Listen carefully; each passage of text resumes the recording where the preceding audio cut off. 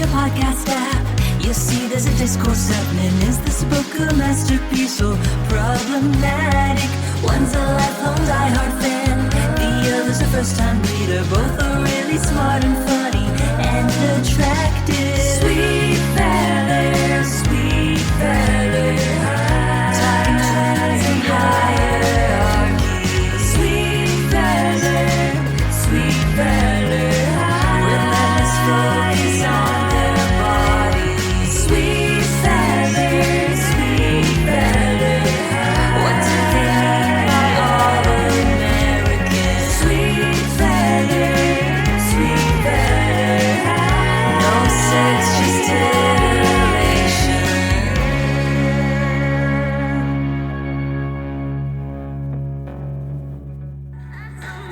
The devil just a noise neck, and that's when my love was burning. There is still burning. I keep going to the river to pray, 'cause I need something that can wash out the pain. And I know I'm slipping all these demons away, but your ghost, the ghost of you, it keeps me away. Yes, and that, of course, was Ella Henderson's smash hit Ghost, about being in love with an asshole. And I'm literally listening to the lyrics being like, oh, what of the 5 different reasons could have Robert had? I'm like, I'm hearing the word ghost. I'm hearing the word devil. Yep. I'm hearing the word Ma- demon. I'm hearing the word Dybbuk. I'm hearing the word Lucifer. And I'm saying, yikes. There's a big, like, my friends saw right through what you were doing, but I didn't. I mean, there's a whole lot of that. But let's kind of change the mood a little. Are you open to a slightly different mood?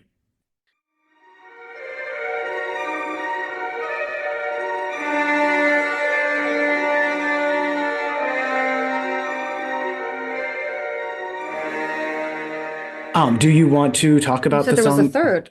Didn't you say you were Yeah, gonna but I pick- figured just 2 is enough. Or do you want to do a third? I defer as always to your masterful discretion, and I'm gonna get a bracelet like that, whatever the acronym is. I defer as always to Robert's masterful discretion when it comes to the songs. Like I give my submission, and I trust you to curate however you want, and like you decide if you think it adds value or it adds quality to our lives.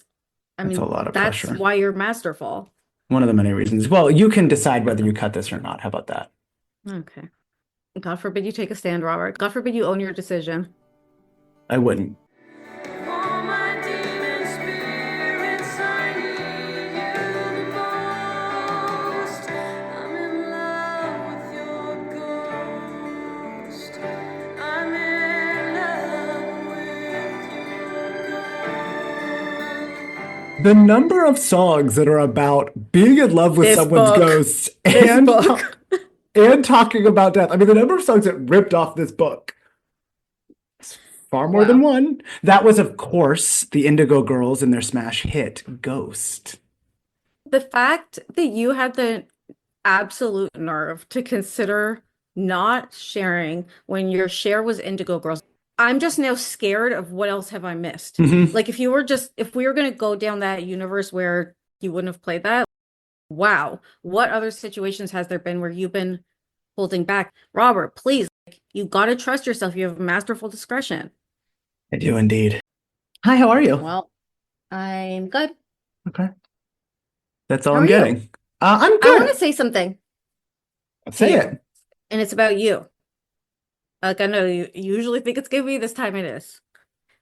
And it's a compliment. Ooh, I'm ready. And Let me it's get ready. Let me get ready. You look great in a crew neck.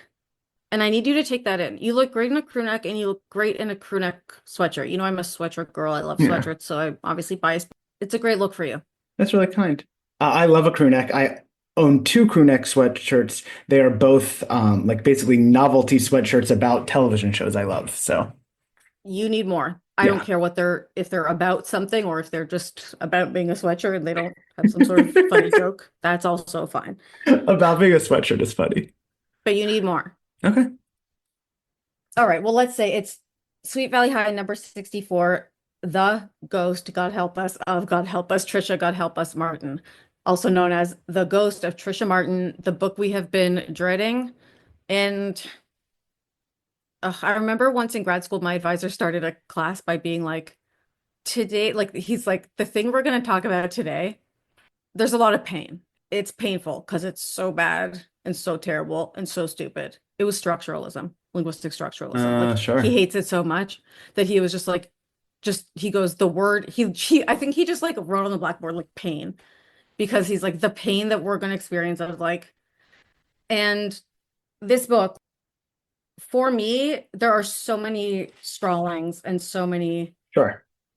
it's difficult. There are things that are extremely difficult. And to just be a human being reading this book after the books we've already read is Torture? it's extremely what will be a next level word for challenging, but like extremely heightened. You know, it's not grueling, it's Hmm. maybe, but like even more heightened than that. Then grueling. It's like Excruciating? it's like Sisyphean, but it's not Sisyphean because it's not about a task. It's just endurance of such torture. Hmm. I don't know. I guess the word is torture, what you Yeah. said. Well, I look Yeah, forward to it. Does that me mean you have too. a 6 word summary?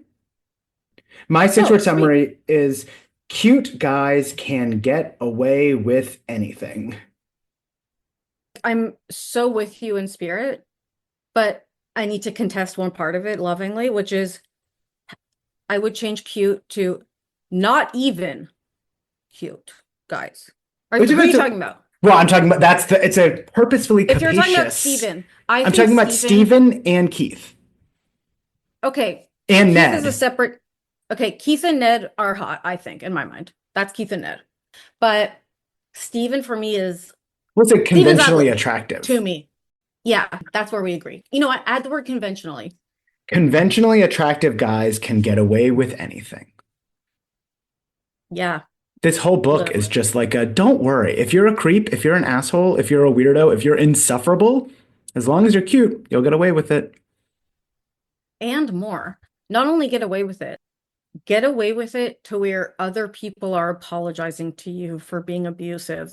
Get away with it to where you are literally inflicting psychological torture on everyone around you, and it is being reanalyzed through this filter of this halo. The fuck? Okay, well, we're aligned. Okay, Mine and is the most chilling chef's salad in history. Okay, and there is a moment in this book, and Robert knows because you're laughing. There's a moment in this book where someone orders a chef salad that uh, chills one to the bone. And I watch horror movies essentially every single day of my life. Yesterday, I watched one that was quite creepy. But oh my God, when I read the words of the order of the chef salad, I had chills throughout the body. It was like bone chilling. I felt that my bones were affected. yeah, Horrific, horrific. horrific, disturbing. Hitchcock could never, and we're Would going to talk never. about it. Yeah. And I mean, I got a couple things to say vis-a-vis my selection of the Vertigo song, but essentially, like Hitchcock could never. This book is horror. This book is a horror movie. This book is Vertigo. This book is a few horror movies. It is can only be read as horror because what goes on is the stuff of horror Yeah. movies, the stuff of Hitchcock, literally. You're looking for the suit that she wore for me. You want me to be dressed like her. Judy, I just want you to look nice. I know the kind of a suit that look well on you. No, I won't do it. Judy, I tell you this, these past few days have been the first happy days I've known in a year. I know because I remind you of her. Judy, it's you, too. There's something in you. We really have to ask some questions of like, are they in on this? Because if they're not, it's like the stuff they're just like what is being the absolute and utter pathology that is being normalized Mm-hmm. in this is so upsetting that it's like, how can that be true? And I'm Mm-hmm. like, well, that can only be true if this is a commentary and it actually is supposed to be horror. And this is a comment about, you know, toxic masculinity or whatever else and abuse. Mm-hmm. And it's making it horror by making it this. And I'm like, okay, but I'd love to just get confirmation on that because like otherwise I just have to read it that way and wow. So yikes. Another word would be let me put it this way. Mhm. Recently, prolonged grief disorder was added to the DSM. Hmm. It's a complicated subject. There's a lot of discussion and debate, and it's a controversial question of basically the medicalization of grief. Mhm. You and I and listeners of this podcast, of course, are, of course, knowing, the current wisdom around grief has to do with like, it's not timelines and it's not deadlines and Hmm. it's not specific cycles. And you can't say, oh, if someone's not over it and it's been X time and if someone's not over it yet, what's wrong with them?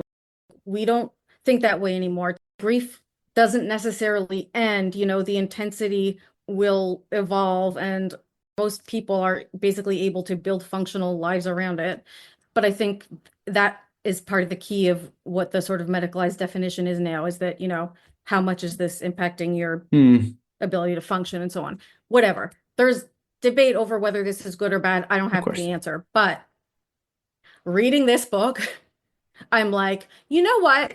If there's a case, okay, if there's a case for like pathologizing grief, Stephen is it, Hmm. okay? Mhm. Because the way he is behaving is, what's the word I'm looking for? Unwell, Demented, deranged. unhinged, Like the unhealthy. way he is behaving is of grave concern Yeah. that like needs professional assistance. Yeah. Okay. And I'd love for someone to, and I know they don't have Google, but fucking microfiche the word therapy in Sweet Valley Library so that they can get him some counseling, Yeah. because this is not normal. And I am not trying to be using the word normal out here to talk about grief. Okay. But you forced me into it. Okay.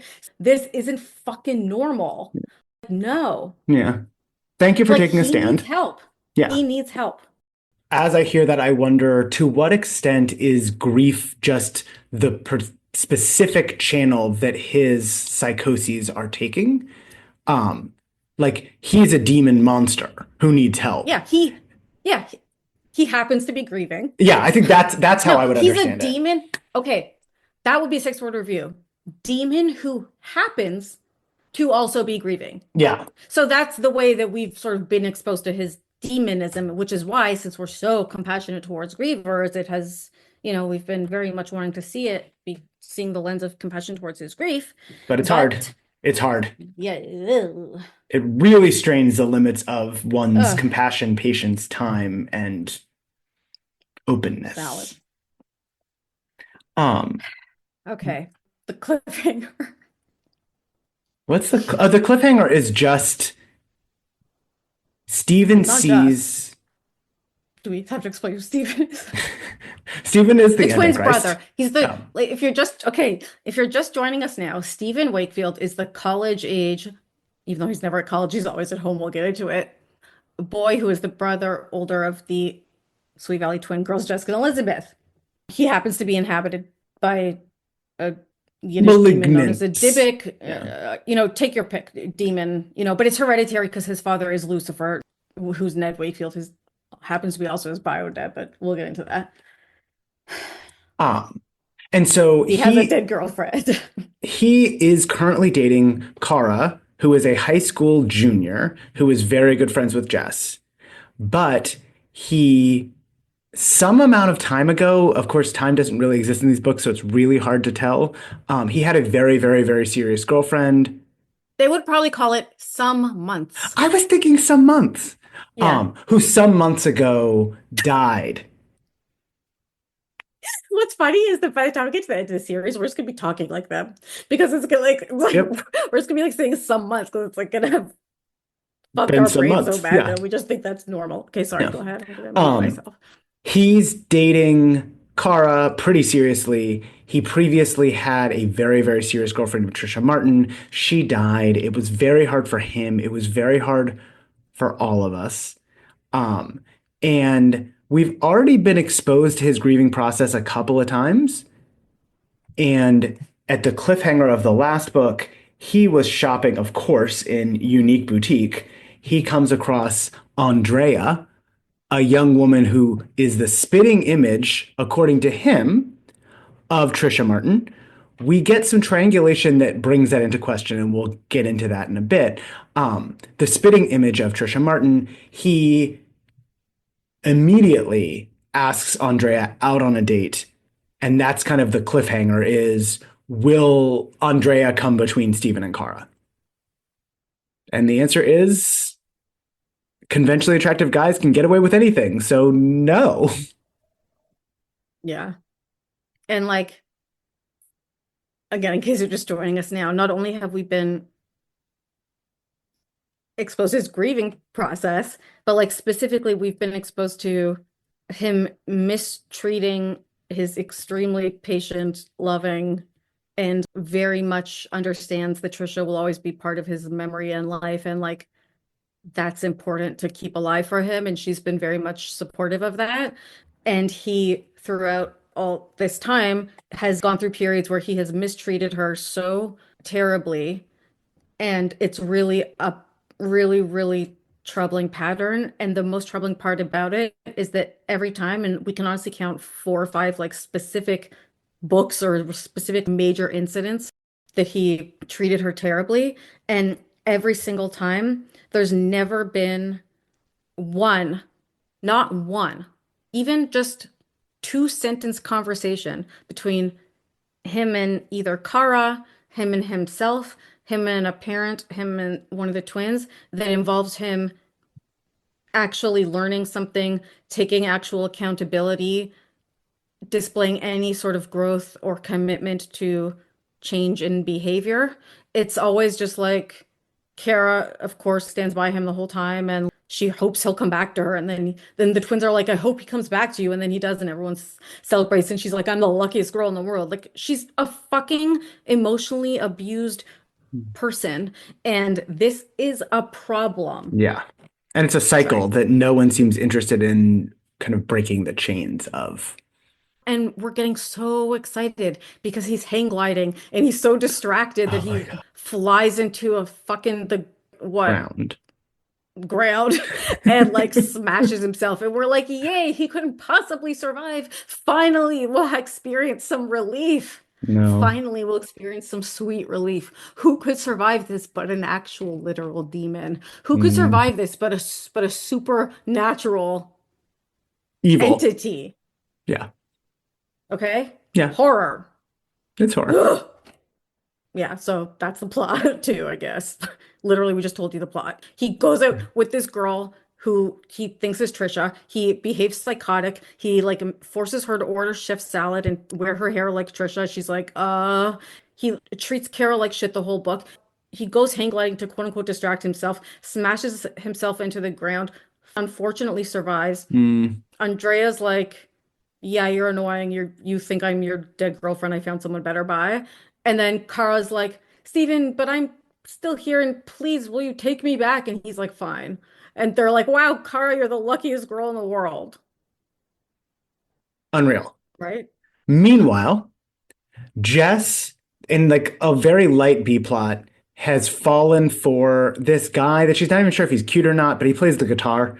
And he is a real caricature of a hippie earth nut guy. And initially, it's really fun because we get to watch the way that she can play anybody and she can get literally anyone interested in her.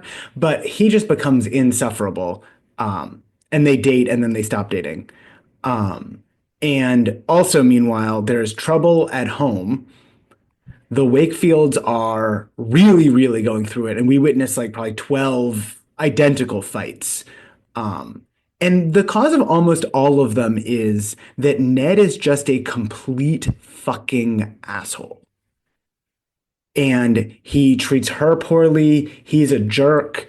And we have to sit through it. And the cliffhanger for the next book is, will they get divorced? And they're not going to get divorced. They're probably going to engage in, there's probably going to be some kind of near-death experience that brings them back together. Because that's the only way to resolve a difference is to have someone almost die. Or to see someone in a wedding dress. Oh my gosh. Oh my gosh. What if they renew their vows and he sees her again in the Oh my wedding God. dress?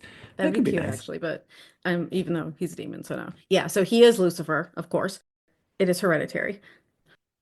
Can we see that cover? Can we guess that tagline, Ay vey. please? Okay. Has Steven found Trisha again? Really close. has Tricia Martin, okay, because she's not allowed to have only one name. Yeah. Remember that. So you should have known that one. I will knock you that. Thank But you. has Tricia Martin come back to Steven? Question mark. That's doubly interesting because the book already has Tricia Martin's full name in the title. So having it in the tagline feels really repetitive.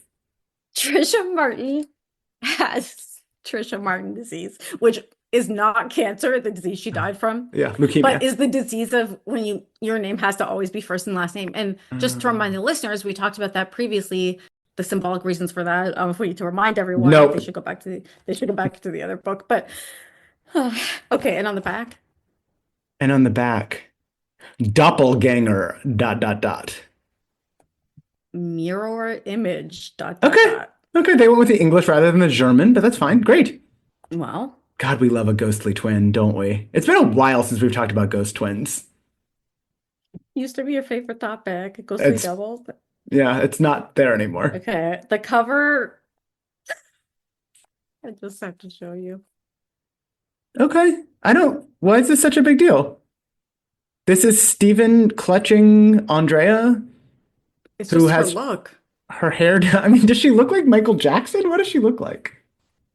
To me, She she also looks like Paula Abdul. She does look a little like Paula Abdul. She looks a lot like Paula Abdul. She looks a little like the comedian Michelle Wolf. Do you know her? Yeah, She's I know very her. funny. She's not sponsoring the podcast, but she's very, very funny. And Steven looks to be a mannequin. He is just staring out at nothing. He is clutching her hand to his chest. Her palm is open on his chest, but his hand is clutching it to her. And it doesn't seem tender or romantic at all. It seems like holding her in place, which, of course, is a very clear metaphor for his desire to pin Andrea down in Tricia Martin's garb. I just want to know, like, according to this drawing, are you finding him attractive? He's And fine. I'm saying that from a place of curiosity, not judgment. Like, I really do want to know. He's fine. He looks a little like Spock or something. Like his cheekbones are very angular and his haircut is it's giving a little Spock. But he's fine. Okay, yeah. So, and again, no judgment. It's just he's so not for me. But I respect that. I do like his sweatshirt. Okay. Or it's actually a sweater, so I like it less. Okay. Alrighty. How do you know it's a sweater, not a sweatshirt? Well, I don't know for sure, but the ribbing on the neck and is more like what would be a sweater. I mean, it could be both. It really could be both. I guess we would also be remiss now that we're looking at the necks of clothing if we didn't mention that Yeah. Paula Abdul / Andrea is favoring kind of a high frilly neck lavender top that is not dissimilar to some of the Victorian garb that we've seen Trisha in previously.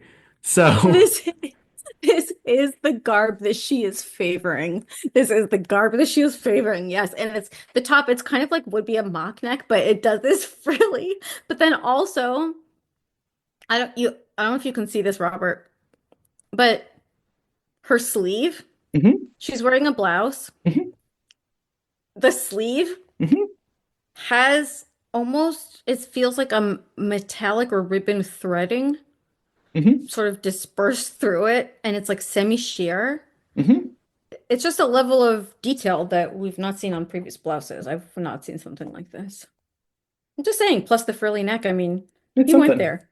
He had an extra 40 minutes that week, I think.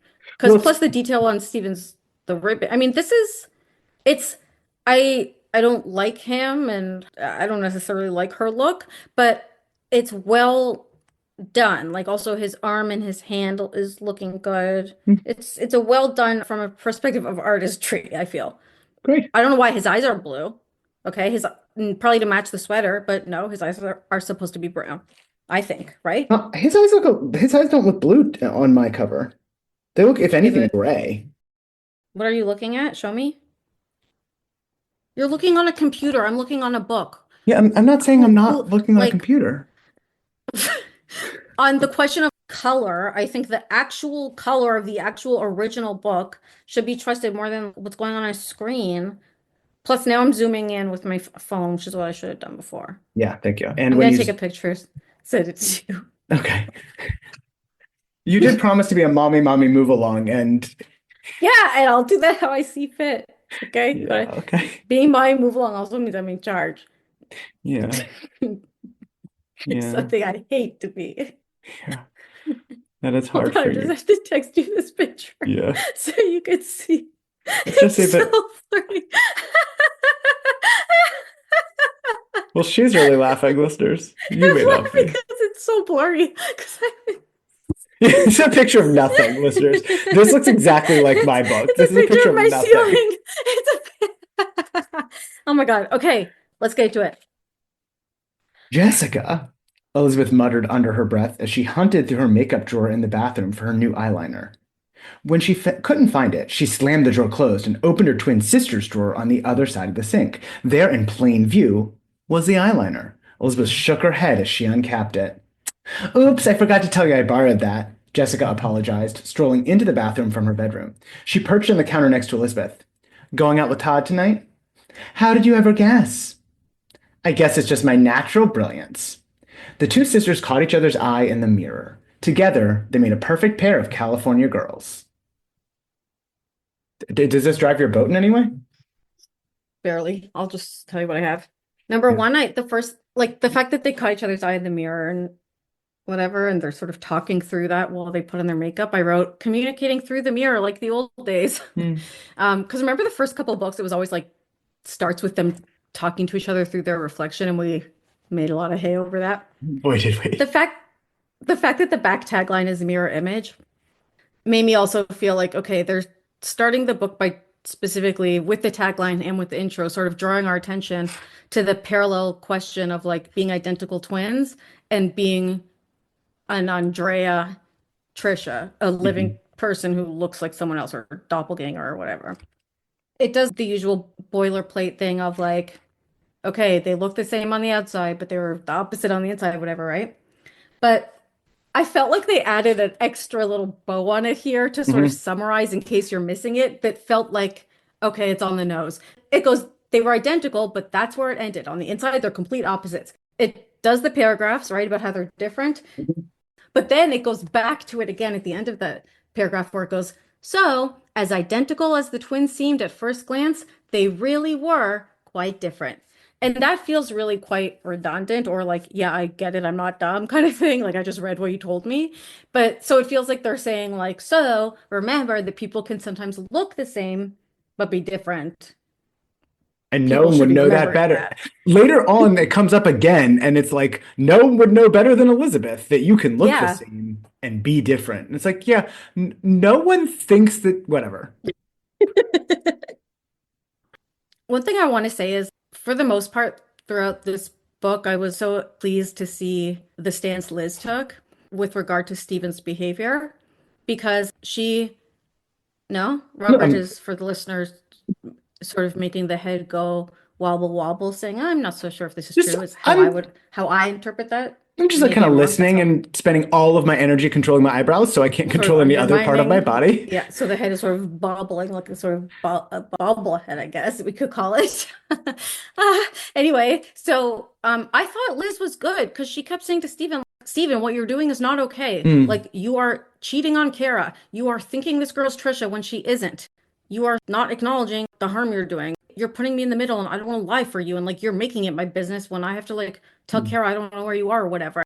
I liked that she, I don't know, had integrity. I Hmm. felt there may be, I guess, a deeper meaning that isn't that, but that's how I read it. And I was just like, yeah, good for her.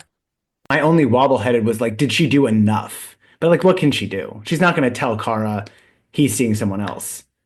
But I kind of wish she would. Yeah, no, I don't think it's really her place to do Yeah. anything beyond what she's done. I mean, it's his relationship. It's not, no one's life is at stake. But so right away, Liz is like, so you're actually going out with this girl, whatever? And he's like, yes, of course she's not exactly Trisha. And in fact, I'm going out with her to prove to myself that certainly she's not Trisha and I'm not interested in her. And he goes, she probably likes everything I don't like, and vice versa, which reminds us of what happened with Fernie, which was the other girl who looked like Trisha that he thought was exactly Trisha. And it turned out she was into stuff that he was misogynistic about, so they had quote unquote different interests, whatever. So it's like, oh, he is trying to tell us he thinks this is going to be another Fernie, and he's just like going out with her to prove it. It's like, what? Who are you trying to convince? It's not working on me or anyone So crazy. else. The way they set up what's happening, Liz is kind of thinking to herself, her brother had seen a ghost. Not in the real sense, of course. And I was like, oh, that's like a funny, because there are so many thrillers and different versions of these books where we haven't really seen anything supernatural, but like they really do want to make it clear to us, like, we know about ghosts. This isn't exactly a ghost. Although it's called the Ghost of Tricia Martin. Like, it's not a real ghost. Are you saying like they're establishing that in this world ghosts are real so that we can have them in future books? Oh, yeah, I mean, I think I don't know if they're that planful, but it definitely feels like they're like, no, ghosts are real. This is not exactly that. That's so interesting. I thought you were gonna say something else, More interesting, something smarter. which was like, it's funny that Liz is like saying it's not like a real ghost because that means her position is real ghosts do exist when her whole supposed worldview is like not buying into any of that vis-a-vis the Ouija board book, etc. Liz being like, not a real ghost, of course. It's like, oh, so Liz, like, you think there's real ghosts? I Like, do that's where I'd think be like, oh, you also think you're pretty? It's like, you know, yeah. what? It's nothing like you also think you're pretty. Yes, it is. It's catching it's like making a thing of quote unquote catching someone is something they said. Okay, yeah, I hear that. You're like really pretty. Thank you. So you agree? What? You think you're really pretty? How is it not at all like it? Well, it is. I see your point. When someone agrees with you, you could just kind of let them. Ugh, not to whatever, but and I know we don't have time and I'm in charge of my moving along, but I have to say it now they brought it up, which is on this week's Beverly Hills Housewives. Oh no. Sutton finally apologized to Dorit for saying the really rude thing she said to her at the caviar party 3 weeks prior, which was, she goes, you should fight with someone whose wallet is the same size as yours or something. It was an awkward insult, but everyone was like, because it was like, whoa, you really just went there? And Dorit's like, and then Erica's like, oh, you think you're bigger than her? And Sutton goes, well, my wallet is. Anyhow, she I finally hate this. apologized. Now that they're in St. Lucia, she apologized for it at dinner, and Dorit didn't accept it. And everyone's like, Dorit, like when someone apologizes, you can't keep harping on it. You need to acknowledge their apology and accept it. And it's kind of like, yeah. I've been thinking about this long and hard. I said something at the caviar party. You need to pick on somebody else whose wallet fits. I sincerely apologize to you. I said it to be hurtful, and I'm really sorry. Truly. We've moved on to other things. Dorit, you're not even you accept the apology. Hello, Dorit. If you just shut up, you would hear me apologizing for calling you brokey, and then maybe we could move past some of this. Anyway, back to the book. Do. He goes, I would never hurt Kara. And I just write, my biggest emoji that I have in my notes for this book is eyes. I have eyes emoji every sentence. That and Lucifer demon dynamic. Okay. It's interesting the way that we get to see Stephen's psychology. Because he immediately says, I would never hurt her. I just have to get this out of my system. Then I can go on. And then he says, listen, promise you won't tell anyone, okay? It's not that there's anything to hide, but there's just no point in letting Kara find out. She wouldn't understand. And Elizabeth immediately says, I think she would.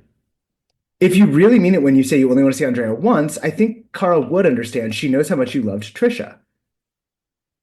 And it's just interesting to watch him like work himself into these ways where he can excuse his behavior that are so divorced from reality and appropriate human interaction.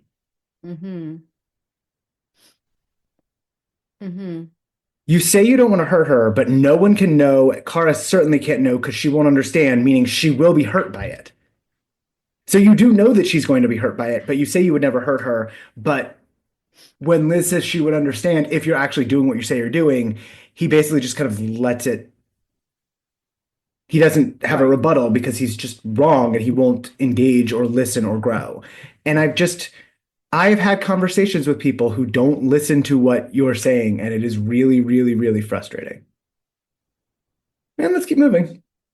When? Like when? Give me an example. Give me an example. I don't have any. Give me one example I don't on this have any. earth, on God's green earth. I'm Wow. always listened to, so I don't have any examples. All right. Ned and Alice building tension. Elizabeth overhears them, like him being like, well, you should have called that electrician. And yeah, it would be tedious for us to go through every single example of this, but like Yes. suffice to say, I want to agree with what Robert said earlier. In every single example, you can see that he's being demonic. Like he's so rude, he's so condescending, he's so aggressive, he's so openly hostile to her in front of the kids. They try to make it like it's like, oh, both of them are. They try to make it Yeah. like they're both being equally fighting with each other and whatever. And like, I do think there are some interesting examples of Alice, seeing examples where Alice is maybe having a bit more cynical attitude just in general. And like, you can see, okay, maybe she's kind of not in the best mood, just like about whatever, Mhm. which like fair enough. But so that is kind of interesting. But as far as how she treats him or whatever, it's like, no, he's being a demon. And we won't go through all of them. It's very tedious, but like this one was actually a little relatable because it's very clear to me that Ned is actually mad at himself. Because this particular fight is Ned is upset because Mrs. Wakefield Alice, didn't call the electrician last month. The problem has gotten worse, and now it's going to be $200. And she goes, "You said it wasn't a serious problem, so don't blame me." And it's like, that's so relatable because it is just his fault, and he is frustrated, and he doesn't want to spend this money, but he doesn't have anyone else to direct his anger toward. So he's unwilling to just say, "This is my fault." So instead, he just has to be angry at her for no reason. And it's just like, I don't know if you've ever been in any kind of relationship with someone who like refuses to take even an iota of responsibility or accountability, but it's very difficult.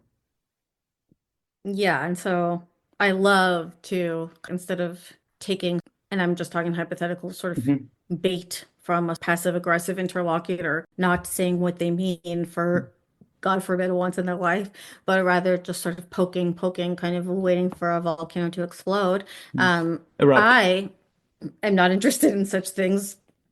I'm interested in talking about the book.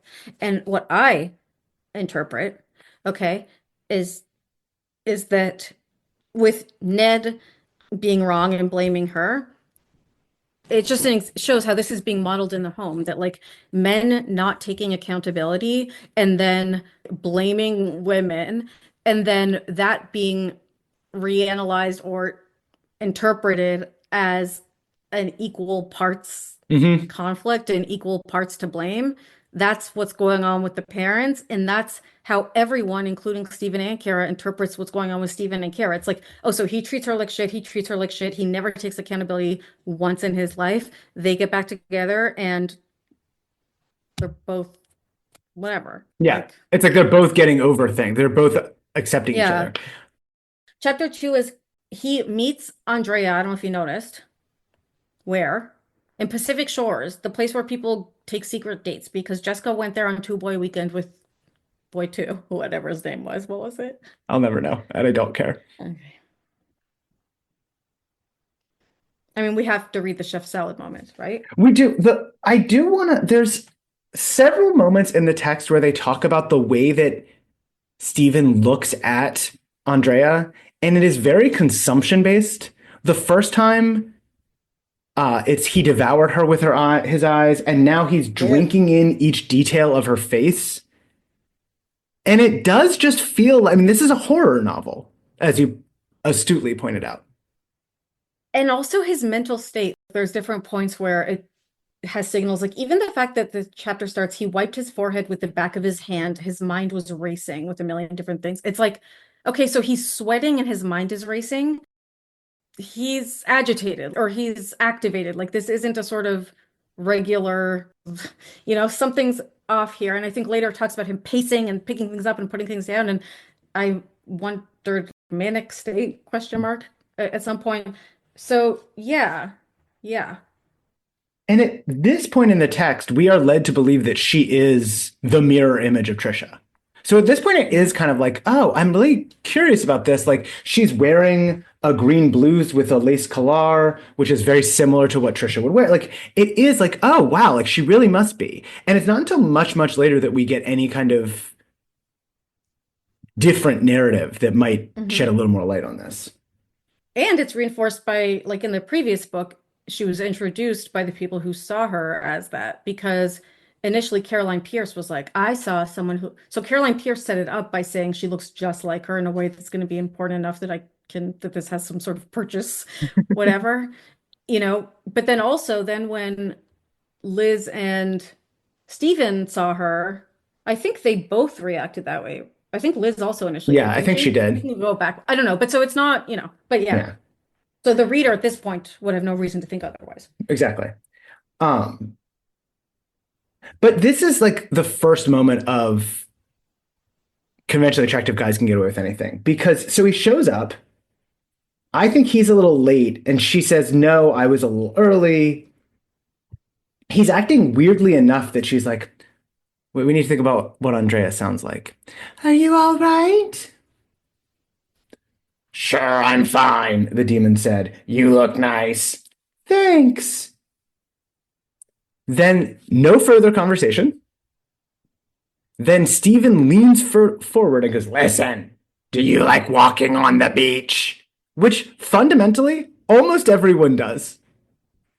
Are there people who don't like walking on the beach?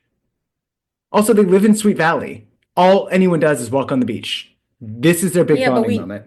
But we know that he met her on the beach and that was the special thing for them. So he's like something he needs to immediately establish. Immediately.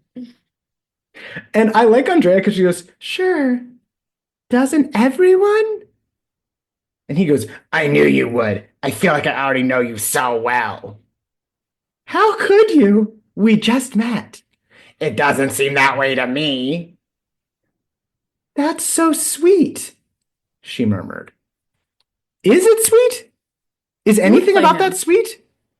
Who would play him? I'm just picturing the horror movie and I'm doing the casting and I'm thinking, who would be... I mean, based on my voice, it's kind of a Gilbert Gottfried character. He then calls her Trisha instantly. And then... Sorry, he calls her Trisha instantly. She does not correct him. Yeah, good point. No, but then... Later she does. Okay, but, well, not later, a paragraph later, she goes, no offense, you've called me Trisha 3 times. So I think that's... like... Yeah. I'm not saying but it's like, that's normal, I think. Is it normal? Because like if you called me Regina and then the waiter showed up, I would be like, oh, it's Robert, not Regina. I wouldn't be like, let's order our salads. Let's keep talking. Oh, by the way, you keep calling me Regina. Maybe I'm less polite than I disagree. I think like sometimes just in my experience, like sometimes when I don't know someone that well, I give them the benefit of the doubt that it was a slip of the tongue, but they do actually know my name. And that if it happens again, I'll correct them, I think, to myself. That happens to me all the time. And then I sometimes still don't correct them. Not if it's someone I'm going to be dating, but whatever. But yeah. Also, like, she might just be uncomfortable or intimidated by him. She's just helping him save face. And then he does it again, and she tells him. And then he actually tells her. He, like, starts crying and, like, tells the whole story, right? Yes. Oh, I wrote down... You don't want the chef salad moment? You said you really wanted the chef salad moment. Oh, sorry. Okay. So the waiter appears. The chef salad is really great, Stephen suggested. It had been Trisha's favorite. That sounds good, Andrea said, without enthusiasm. That is so creepy. Yeah. Like, that is so creepy. Let's just break it fucking down for a second, okay? And I know we're on a time crunch, but to be regulating her food, and it's so manipulative, it's so gross, because the word gross describes all of it. It's disgusting. She doesn't even know what he's doing. It's like she's not consenting to this fucking cosplay. She is not consenting to this. And it's like really exploity and manipulative and unfair to use someone for this gratification. And they don't even know they're participating in this. It's disgusting. It's gross. It's like, again, horror movie. And I almost want to like write it. I mean, again, it's been written. Yeah. It's called Vertigo. The color of your hair. Judy, please, it can't matter to you. If I let you change me, will it do it? Will you love me? Yes. The other thing that really jumped out at me was the thing he loves about her that he Yep. also loved about Tricia is that she listens quietly. Yes. Literally, listeners, and that's what I love about y'all. I wrote the same Listening thing. quietly. It's like, this is so fucked. Yeah, I don't think he asks her one question. No. And again, he loves to just, this is what he does. Like, remember when he was going out with that girl, Abby? This girl, Abby, who just would sit on the couch with it. She was the cartoonist, the sardonic cartoonist. He And did it he this right. sat, he didn't officially date her. They became really close friends. And Okay, it was yes. like, are they so close? And it was like, oh, he just was into her because she would sit on the couch and listen to him dump about Kara and dump about Trisha or whatever the fuck. He didn't ask her one question. He's never asked a woman a question in his life. Remember when he used to write Kara quote unquote love letters? It was like, but she hadn't written him back once because he didn't know her handwriting because he couldn't tell who wrote him that note. Yeah, he's the worst. Fuck him. Die. Okay. And then they end their date, which is terrible. Just like what has happened is he has controlled what she ordered. He showed up late, sweaty. He controlled what she ordered. He called her the wrong name repeatedly, then talked about his dead ex-girlfriend. It ends with him saying, "You look just like her, you sound and act like her too." And he says he knows he likes her, and she says, "I like you too." What? And then she accepts another date with him. She says, "Yeah, you can call me again." Wild. It's disgusting. Then Jessica says something funny in the next part when they're at a beach party with some kids from other high schools with Lila. They arrive at this beach party and Jess goes, smell that? And Lila goes, what? The ocean? And Jess goes, no, available guys. Which is funny and gross. Like, is she smelling Axe body spray? Like, what? It's icky. If you actually like parse it. We have our first not especially good-looking love interest. Keith is playing a guitar with a circle around him. Everyone is mesmerized. He's not especially good-looking.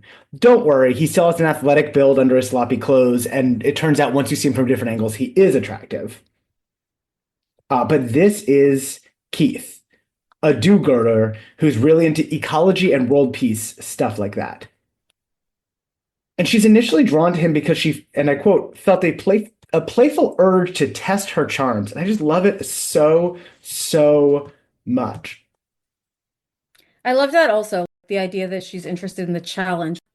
It felt important, even though he's not, I guess, I don't know, conventionally attractive or her conventional, as they on Love Island would say, type on paper or whatever. Like, what also draws her to him is the fact that she initially doesn't see him, she sees the crowd around him, you know? It's like he is commanding people's attention, and that is interesting to her. And so when she assesses his appearance, and he has a no nukes t-shirt and old jeans and his bare feet, not very stylish, it says on closer inspection, she decided that there was something attractive about him. And again, it's that thing of she sometimes decides that guys have certain qualities so that she can have the fun of going out with them. Like when she decided that it must have been a fucking typo, that dude didn't know the difference between the continent and whatever. You know, it's like, okay, she's going to decide he's good looking.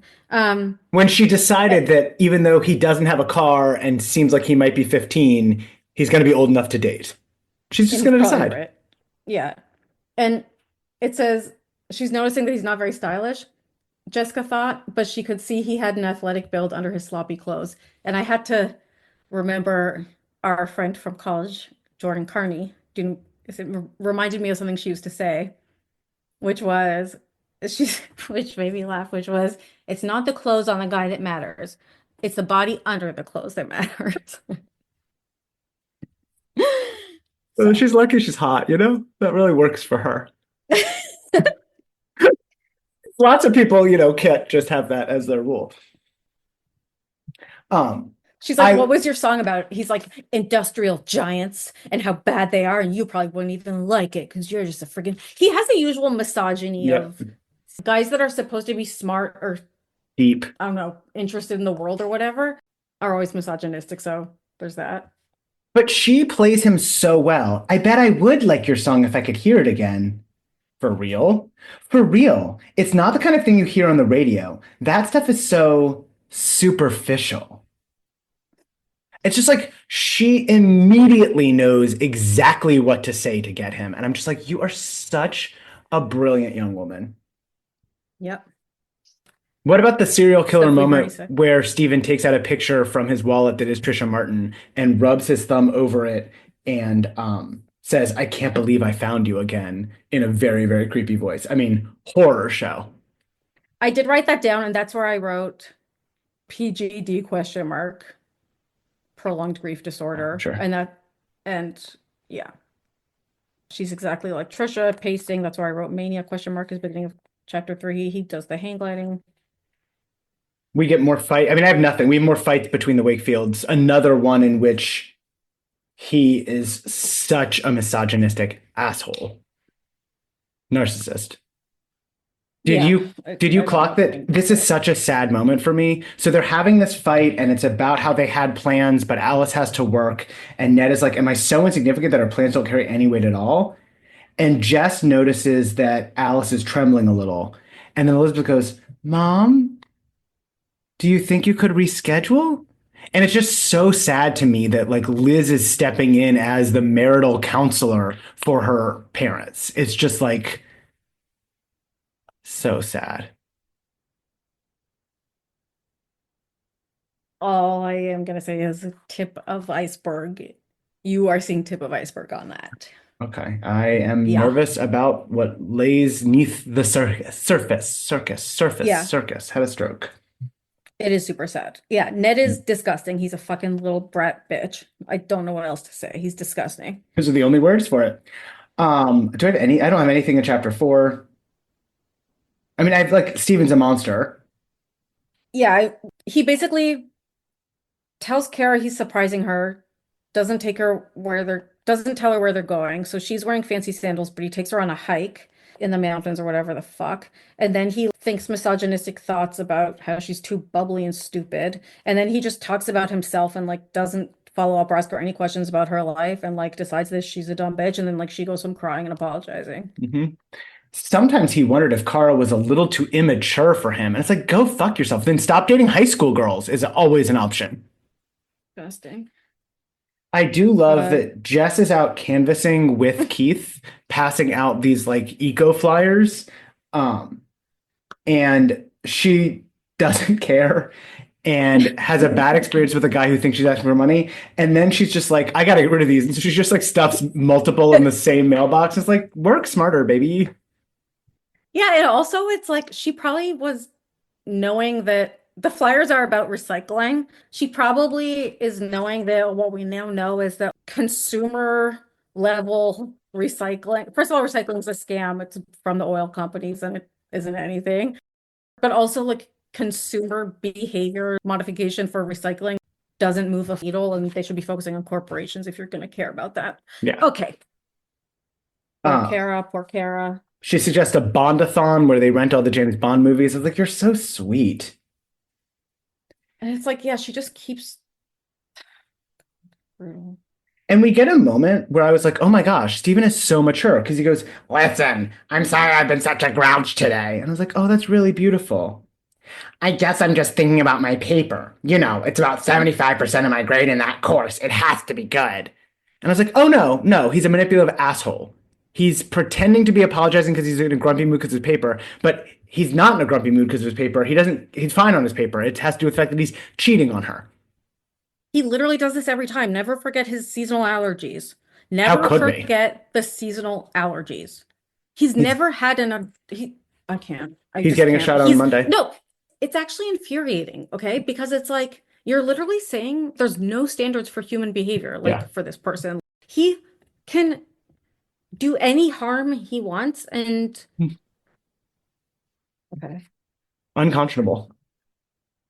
Steven takes Andrea to the aquarium because Trisha used to love the aquarium. He tries to make her hair look more like Trisha's.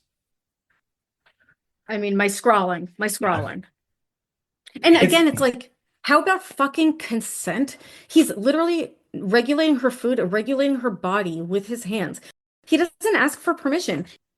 He puts his hands in her hair and like takes out her hairstyle, changes it without asking so that he could fucking jerk off thinking about his dead girlfriend. This is disgusting. It's all very gross. We do get some fun. They get to watch the otters, which I love. I knew you would. Yeah, of course. And then we get another food controlling thing.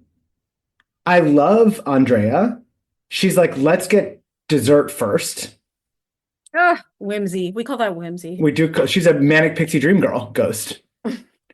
That's what Trisha was, manic pixie dream girl. Remember? We called her that. And this one's a ghost of that. Yeah. That's an excellent philosophy. 2 chocolate cones coming up. Make mine vanilla, please. Andrea corrected him as they reached the ice cream vendor. Vanilla? But just in time, he stopped himself from saying Trisha always had chocolate. He stared at Andrea at a loss for words. Isn't vanilla allowed? Sure, no problem, Stephen said with difficulty. Run, do not walk, Andrea. Run. Screaming, fleeing, run. Sprint.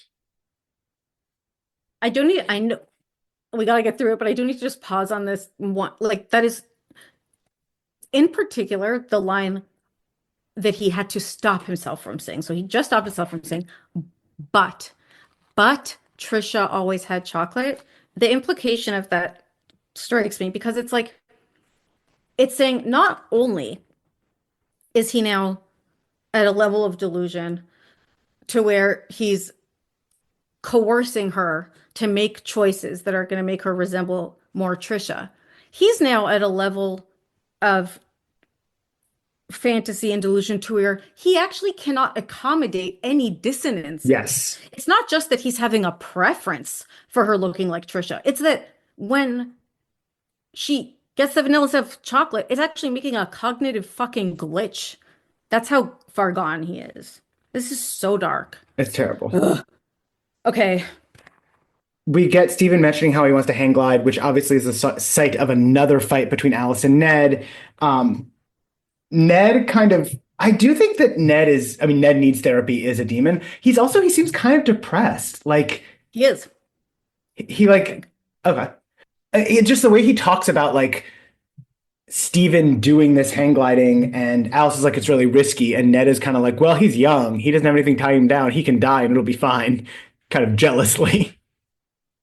Yeah, it's giving a little bit depression. It also gives a little bit like midlife bitch. Of course. Of like, I never have a chance to have any fun because of my ball and chain. He's just so much worse than Alice. And I know I'm biased. He's actively, for example, contradicting and demeaning her in front of the kids. Like when she says she's concerned about it, and then he's like, well, maybe I'll give it a second thought. And Ned's like, see what you did, Alice? Now he's already backing off. And like, plus it's expensive. And he's like, well, I'll just give him the money. This is a type of childishness where it's not just that he's upset. It's so childish to like be like, I'm actively going to throw money into this because you expressed a concern about it. To spite you. I think it's also because he sees Stephen as having a chance that he doesn't have. Which no one's stopping him from hang gliding. No, people are urging him to hang glide without any kind of safety precautions. Would be great. Urging people to hang glide magazine, put him on the cover. Please. We get this little tiny interest that Maria Santelli, whose dad is a city planner, might run for mayor, which would be exciting because he's a great guy.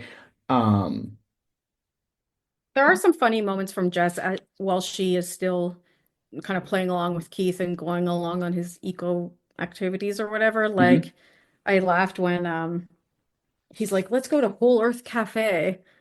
And she's like, oh God, like, what will we eat there? And he's like, they have natural vegetable juices and mineral water. He said huskily, really? Jessica breathed, gazing into his eyes. That sounds delicious. She's good. It kind of reminded me of remember on Sex and the City how Samantha met Smith at that like raw vegetable place, and she kept going back because he was the waiter. No, but that's great. Oh. Suddenly, Samantha realized why the raw food movement was a movement. Women weren't there for the cold food. They were there for the hot waiter. Can I get you anything else? Oh, no, I'm just enjoying my delicious mushroom tea. Liz tells Todd about the parents. Todd has such a crush on Mr. Collins. He's meeting Liz for lunch, but he can't actually have lunch with her because he's having lunch with Mr. Collins. And the way he just like holds up his lunch bag and it's just like, ooh, I get to have lunch. And he's like trying to play it off like a joke, but you can tell like he wants it. That's all. 100%. Interesting moment, I think, when Liz connects in her mind Stephen's behavior to his father's behavior. And that makes her consider if her father could be cheating the way Stephen's cheating. So when she's talking to Kara and Kara's trying to get information from her of like Oh, yeah. what's going on with Stephen, and Elizabeth is feeling conflicted. He was being a jerk. She thought he's throwing away a wonderful relationship for a ghost. And Kara's like, is there something else going on? Like we can't even talk without having it turn into an argument. I don't know what's wrong. A sick feeling settled in Elizabeth's stomach as she realized that was just what was going on between her parents. She wondered frantically if her father had become interested in another woman. Elizabeth forced herself to respond to Kara. No, I don't know, Kara. But it's like, it's so interesting that she can see the parallels in that dynamic, but she is so critical of Stephen's behavior, is not able to be critical of her father's behavior, right? It's like and I wonder if also the frequency and intensity that she continues to voice her criticism with Stephen is also a little bit of she maybe feels that she can't express that or feel that to her father. Maybe that's part of an outlet for that because as she's getting increasingly stressed watching her parents. That makes sense to me. She runs off and Jessica looks at Lila, raises her eyebrows. Teenage panic. She probably has to go brush her hair. Like, that's so funny. It's so funny. Jess has a lot of good lines. Yeah. Lila and Jess take Kara to the mall to cheer her up or whatever, and they see Andrea, Unique Boutique. She overhears her on the phone, like basically saying Stephen Wakefield without saying it. Like she's like, hang gliding, legal ethics, independent study, like aquarium, your favorite place again to go. They're going to the aquarium again. And Kara's like, well, there can't be that many guys who love the aquarium, do a legal ethics independent study, and names are basically Stephen. And then she even has the mature response of like, let me still try to fix it with him. And she calls him up and she's like, listen, I saw this girl. I know what's going on. I understand it's okay. And then he basically is like, fuck you. Yeah. Meanwhile, she presents the first kind of contrasting view that like Kara immediately is like, it wasn't Tricia. On second glance, the resemblance wasn't as strong as she first thought. Her eyes were different. The way she gestured and moved was a bit different too. And I just thought it heightens the creepiness and the delusion of Stephen because we actually get an outsider saying like, actually, they're not that similar. It's just that he really needs them to be. Which is, by the way, brilliant. Like, it's so brilliant to, like, yes, some people think she is, but like some people barely don't even see it. Like, it's like, yeah.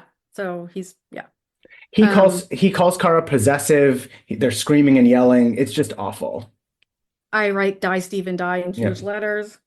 And then he can't, as a cherry on top, he can't even say to her like, "I want to break up," or "I think we should break up," or "I'm breaking up with you." He forces her to say it.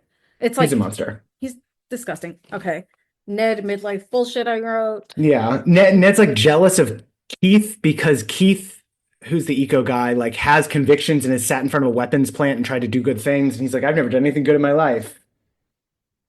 And then luckily Stephen gets into a hang glider accident.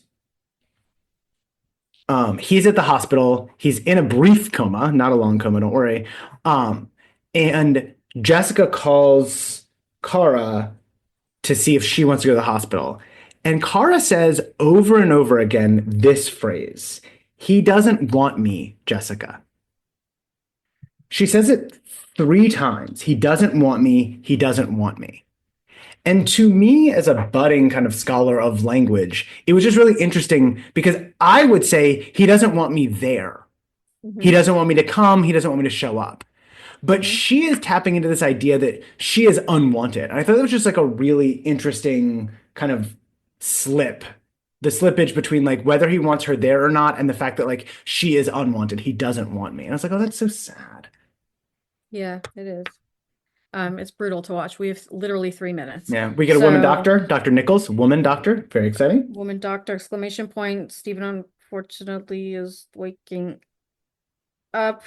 Jessica finally dumps Keith after he's annoying when she takes him to a horror movie. He says he'd rather see something, a reindeer culture documentary. Whatever. It all gets quote unquote cleared up. Andrea says bye. Kara comes back. He takes Kara back. Which is awful. Then Andrea's dating someone else. Andrea kisses someone else. Yeah. And she's like, you never liked me anyway, so don't be annoyed about it and stop Yeah. being a controlling piece of shit. Bye. And he's like, can we be friends? She's like, no, see you later. I love that. There are two really great feminist moments in this. One is with Jessica and Keith talking about the movies, because Keith is like, Yes. you want to see Hollywood garbage? And she's like, yeah. And he's like, fine, if that's what you want, in like a very dismissive tone. And she's like, that's what I want.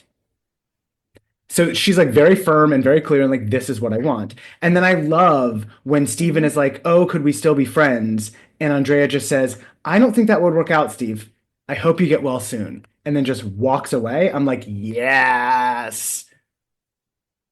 But of course, then Yes. Kara comes back and It's brutal. And I wrote, I can't stand this. I hate this so much. She somehow is apologizing to him. it's awful. And then we get our car back. Jessica drives up with the car and Liz breaks out into a... Sorry, Liz drives back in the car and Jessica breaks out into a run. Liz, our car! Which I thought was funny. Then we get dinner at the Wakefields and the cliffhanger, which involves Lucifer. So dinner at the Wakefields is so bad. He is so rude to her. He being Ned, her being Alice. I mean, this is... It is. So Kara has come over for dinner. They're having a family dinner. Mr. Wakefield goes, you can have whatever you want. Just name it and it's yours. And Alice kind of like tries to lightly be like, whatever you want as long as it's steak, because that's what I have. And Mr. Wakefield goes, you could always go out for something else. After all, it is his first night home. He should have something special. And I love that Alice goes, thanks for volunteering my time to go shopping. I'll be happy to prepare the steak any way Steven wants it. Third feminist moment. Yeah. It sucks the way the men in this, like, I'd love to see proactive feminism that isn't responsive to male chauvinist pig douchebags. But what we get is terrible men and the women who love them and have to stand up to them. Yeah, and again, it's like the standing up to isn't that much. Like, it's still reinforcing, like, Yeah. the idea that he would ever lift a finger, it's, you could always go out for something else. The fuck are you doing? Yeah. The fuck are you doing? Die. Ugh. And then the cliffhanger. The cliffhanger is basically Ned is still having his midlife crisis and is like, I'm not gonna be excited about being a lawyer. And Mrs. Wakefield's like, then stop being a lawyer if it makes you so unhappy. Don't take it out on us. And he goes, oh, right, just like that, quit my job? Good thinking, Alice. Steve's in college and the girls will be there soon. He walks into the house angrily. Luckily, Elizabeth is scratching Prince Albert as a therapy dog, which is good. Jessica approaches her mom and is like, Jessica feels confused and hurt and alone. Mom? Excuse me, honey, I'll be right back. She strode toward the house after Mr. Wakefield. Jessica felt a lump in her throat. What was going on? What was happening to her parents? Is there serious trouble brewing between Mr. and Mrs. Wakefield? Find out in Sweet Valley High number 65, Trouble at Home. It's like, I hate. Yeah. No, but I find the next book interesting. Like, I'm looking forward to it in that way. Yeah, Ned will always be a piece of shit. I mean, of course. Yeah. If you're looking for new excitement in your life and you don't want to hang glide, maybe you start a club where you listen to the podcast with your friends. And the best way to start that is to text your friends a link to this podcast and say, hey, would you ever want to start listening to this with me? And we can meet together and we won't like jump off a rock or anything. We'll just kind of listen quietly. And if you are possessed by Satan and you are needing a way to sort of transfer the entity to another being to exorcise it from yourself, you're going to need to have someone that you can develop some level of trust with, so that you can figure out that way to do that. And so you should probably share our podcast with them. And that is a great way to develop Yeah. trust. And if you're feeling kind of like manic and you're pacing and you're sweating because you're about to go on a date with someone who looks exactly like your dead ex-girlfriend, and you need to like find something to do with your hands because you're just freaking out, why don't you just like rate, review, subscribe? 5 stars, nothing less. Thank you so much.